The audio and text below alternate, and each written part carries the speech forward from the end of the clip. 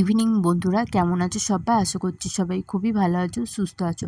আমার নতুন আরেকটি ব্লগে তোমাদেরকে অনেক অনেক ওয়েলকাম। বলো বলো। আমি হচ্ছে গিয়ে বড় বান্দর আর ওইটা হচ্ছে গিয়ে ছোট বান্দর। চলো। আর আমি হচ্ছে ছোট বান্দরের মা।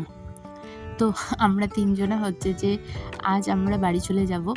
ভুবনেশ্বর থেকে আমাদের ট্রেন, তো সেই জন্য সারাদিনটা সাইট সিন ঘুরে স্টেশনে চলে যাব। তো আমার কিছুদিন ধরেই খুবই শরীর খারাপ ছিল, তো সেই জন্য কোনো ভিডিও দিতে পারিনি। তো তাই ভাবলাম যে চলো, প্রায় 1 মাস হতে চললো কোনো ভিডিও দেওয়া হয়নি। তাই আমার যে ভিডিওগুলো ছিল সেগুলোই আমি পোস্ট করছি, তোমরা কিন্তু কেউ দেখতে ভুলো না। তো এখানে প্রথমে আমরা দেখছিলাম জংলি বাঁদর। তো সেগুলোই যিনি আমাদেরকে গাইড করছিলেন তিনি বলছিল। তারপরে বিভিন্ন রকম পশু পাখি জীবজন্তু সবই আমরা দেখেছি।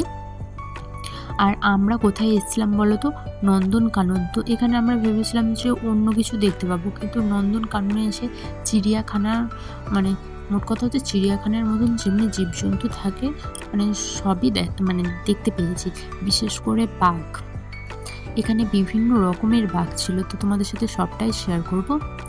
তো এখানে কি দেখালাম বলো তো তোমাদেরকে, কমেন্টে জানিও। আর এখানে হচ্ছে বিভিন্ন রকমের কুমির ছিল, কচ্ছপ ছিল, জিরাফ ছিল।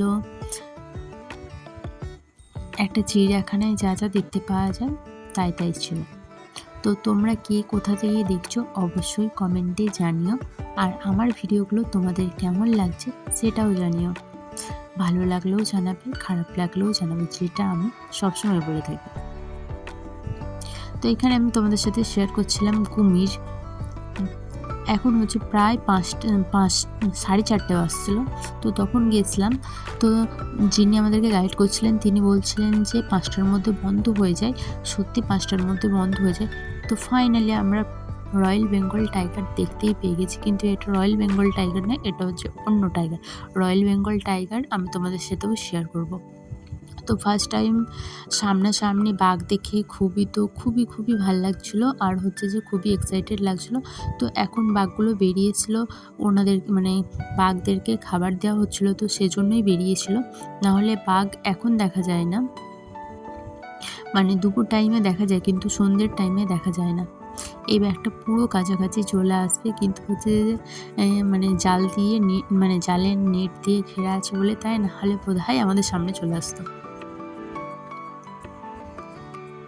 আর এই বাঘগুলোর বয়স খুব একটা না, এই বাঘগুলোর বয়স প্রায় 1.5 বছরের মতন।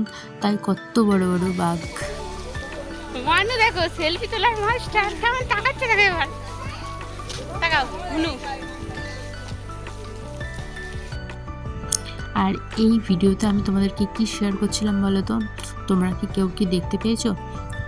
না দেখতে পেলে শুনে রাখো। তো এখানে হচ্ছে যে আমি জিরাফ তোমাদের সাথে শেয়ার করছিলাম। জিরাফ নয়, সরি, চিতাবাঘ।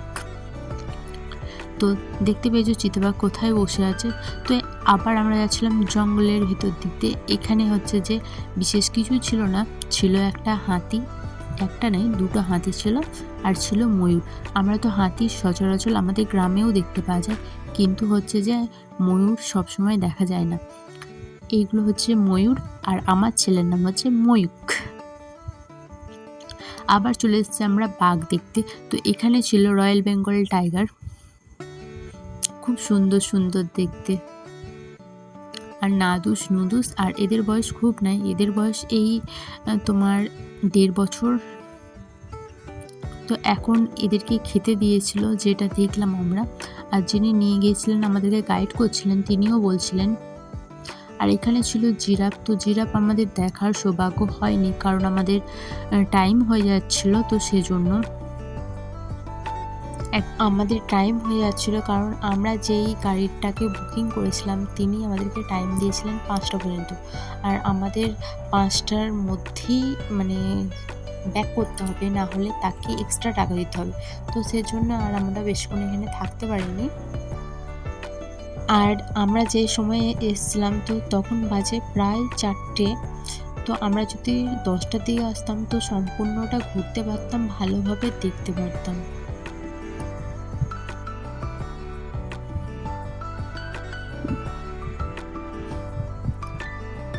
এটা হচ্ছে হাঁসের মতন একটা পাখি, জানি না কি নাম। আর এইখানে আছে প্রচুর পাখি, প্রচুর।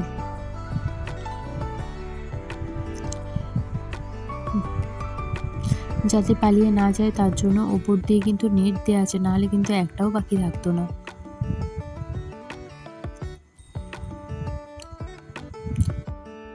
তো এখানে আমরা হরিণ দেখছিলাম, তো আমাদের হরিণ অতটাও টাইম ধরে দেখতে পাইনি, আর সময় হয়ে গেছিলো, অ্যালার্মও বেজে গেছিলো, তার জন্য খুব তাড়াতাড়ি আমাদেরকে বেরিয়ে পড়তে হয়েছে এখান থেকে।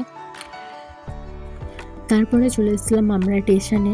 তো স্টেশনে এসে দেখে বুঝতে পারছো আমার অবস্থাটা, পুরো শুয়ে পড়েছি আমি। তো এখানে আর একটা মানে আমাদের সাথে যে দিদিভাইটা ছিল তিনিও শুয়ে পড়েছে ওর মেয়েকে নিয়ে। তো কি করব, বসে আর থাকতে পারছি না। তো ফাইনালি চলে এসেছিলাম আমরা হাওড়া স্টেশনে। তো এগুলি হচ্ছে আমাদের লাগেজ, আমরা নিয়ে গেছিলাম 3টে লাগেজ, আমাদের 4টে লাগেজ হয়েছে। তো আজকের মতন ভিডিওটা এতটুকু।